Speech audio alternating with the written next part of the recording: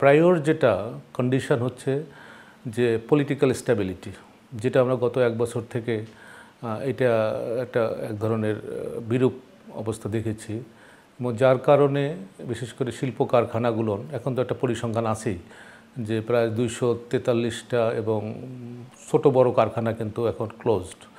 একই সঙ্গে 1,29,000 শ্রমিক বোধহয় একবারে চাকরি ছাড়া আর কি, এবং অন্যান্য প্রতিষ্ঠানে কিছুটা কাটছাট হচ্ছে আর কি। এটা একটা যেমন বিষয়। আর যেটি বললেন যে আমাদের যে বিনিয়োগের যে অবস্থাটা, সেই বিনিয়োগের অবস্থাটাকে যে আস্থাহীনতা প্লাস অনেক ব্যবসায়ী তার মানে ব্যবসাটা গুটাই ফেলছে কিংবা কমাই দিছে, এটা একটা বিষয় আছে। যুবক একটু দেখছেন কি না কয়েকদিন আগে প্রক্টর আর গ্যাম্বেলস তাদের ব্যবসা কিন্তু কী কারণে গুটাই ফেলছে, এটা বিশাল একটা কিন্তু আমাদের এখানে ব্যবসা ছিল, গুটাই ফেলছে এবং বড় বড় প্রতিষ্ঠান কিন্তু ব্যবসার গতিটা কমাই দিয়েছে। এটা একটা বিষয়, বিনিয়োগের কাছে বিনিয়োগের জায়গায় কিন্তু একটা বড় ধরনের ধাক্কা আছে এবং সেটা রিভাইভ হচ্ছে না।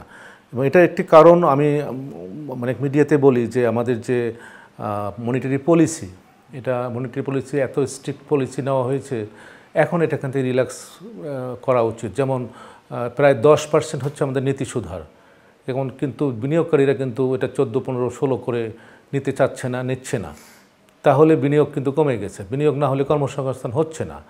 এবং আরেকটা হলো যে মূল্যস্ফীতি বাড়ার কারণে মূল্যস্ফীতি কিছুটা কমেছে আবার বাড়ছে, সেখানে কিন্তু মানুষের ভোক্তা ব্যয় যেটা সেটা কিন্তু কমে গেছে। কারণ আমাদের জিডিপির বড় একটা কম্পোনেন্ট হচ্ছে সি, হ্যাঁ, সি মানে কনজামশন ব্যয়, সেটা কিন্তু কমে গেছে। ইনভেস্টমেন্ট হচ্ছে না, গভর্নমেন্ট এক্সপেন্ডিচার হচ্ছে না। গভর্নমেন্ট এক্সপেন্ডিচার বড় বড় মেগা প্রজেক্ট ছিল আগে, সেখানে নাই, এখন তো পুরোপুরিভাবে বন্ধ, প্লাস কিছু কিছু ছোটো ছোটো প্রজেক্ট নিচ্ছে আর কি। প্লাস এক্সপোর্ট ইম্পোর্টের যেটা একটু ছিল, মানে ইতিবাচক ধারায় ছিল, প্লাস রেমিটেন্স, এই দুটো বলতে পারি যে ইতিবাচক ধারায় ছিল। কিন্তু ট্রাম্পের যে কি বলে যে শুল্ক নীতি, সেই শুল্ক নীতির ফলে কিন্তু গত 2 মাসে আমাদের কি বলে এক্সপোর্ট কিন্তু কমে গেছে। এবং প্লাস আমাদের যে ডাইভার্সিফাইড যে এক্সপোর্টের কথা বলা হচ্ছে, সেটা কিন্তু সেই পর্যায়ে এখনও যায়নি। সব কিছু মিলে যে আমাদের এই যে গত বছর যেটা 3.69, তবু যে আমরা একটা গ্রোথের জায়গায় আছি, এটার জন্য একটা থ্যাঙ্কস গড। এবং এটা বাড়বে বলে আমি জানি না। আমার প্রায়োরিটি হচ্ছে যে political stability is a must.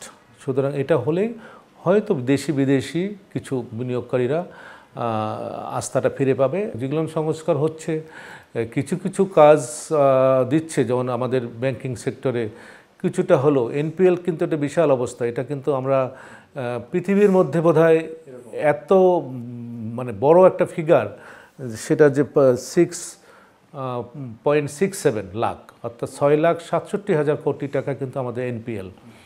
এই এনপিএলকে রেখে কিভাবে আমাদের আর্থিক খাতকে সংস্কার করবে, এটা নিয়ে একটা ব্যাপার আছে। আর যেটা হলো যে আমি বুঝি না যে বর্তমান যে সংস্কারগুলো হয়েছে এবং সেটার প্র্যাকটিসটা শুরু হয়নি এখনও, হয়তো সময় হয়তো লাগবে। তবে পিএমআই দিয়ে বোঝা যাচ্ছে যে একটু কিছুটা হলো যদি আস্থা ফিরে আসে, তাহলে মানুষ তাদের উৎপাদন কাজে কিন্তু মনোনিবেশ করবে। ঠিক আছে, রিজার্ভ বাড়ছে, কিন্তু সেটা কতদিন? কারণ গ্লোবাল ইকোনমির অবস্থা কিন্তু ভালো না। ওইসব দেশে যদি আবার মানে স্লো ডাউন হয়, তাহলে ইচ্ছে করলে রেমিটেন্স কিন্তু কমে যাবে। আমরা কিন্তু এখন মানুষ এক্সপোর্ট করতে পারছি না, কর্মসংস্থান কিন্তু এখন ওই দিকে হচ্ছে না। সেদিক থেকে আমাদের কিন্তু একটা সংশয় থেকে যায়।